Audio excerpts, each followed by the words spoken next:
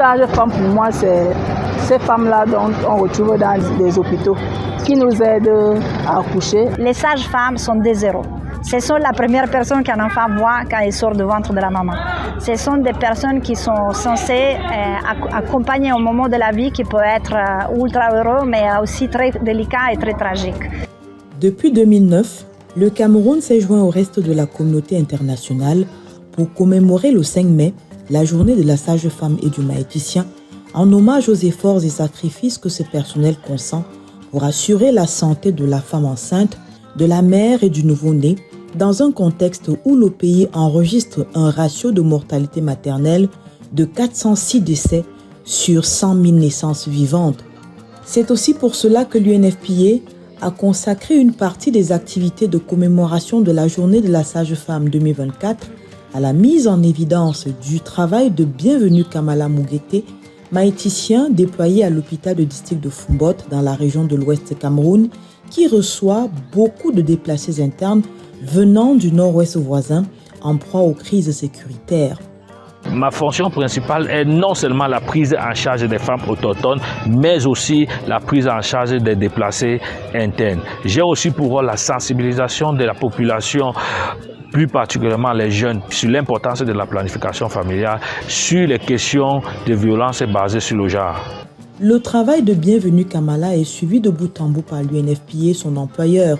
C'est d'ailleurs pour cette raison que Naomi Dalmonte, représentante adjointe de cette agence des Nations Unies, est venue personnellement ici à Fumbot le reconforter et réfléchir avec les responsables de l'hôpital pour l'amélioration des services à apporter aux populations.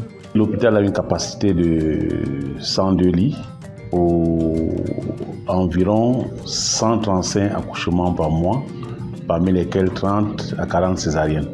Mais paradoxalement, nous n'avons pas assez de ressources humaines. Nous avons en tout et pour tout 5 personnels de l'État, parmi lesquels une seule sage-femme.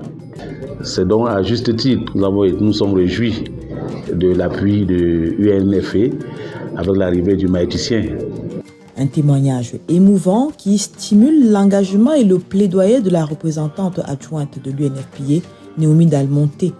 Les sages-femmes sont les secrets pour la lutte contre la mortalité maternelle. On sait que quand il y a une sage-femme, on peut diminuer jusqu'à 45% le risque de mortalité maternelle. Donc c'est la stratégie la plus porteuse qu'on peut avoir.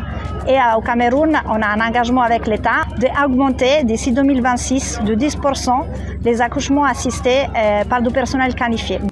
À travers le déploiement des sages-femmes et maïticiens dans les formations sanitaires des zones d'intervention telles que Fumbot, l'UNFPA poursuit l'objectif d'augmenter la proportion des accouchements assistés par le personnel de santé formé au Cameroun. L'Agence des Nations Unies pour la santé sexuelle et reproductive lance un appel pour plus d'investissements sur les sages-femmes pour l'amélioration de leur statut professionnel et leur intégration dans le système de santé du Cameroun.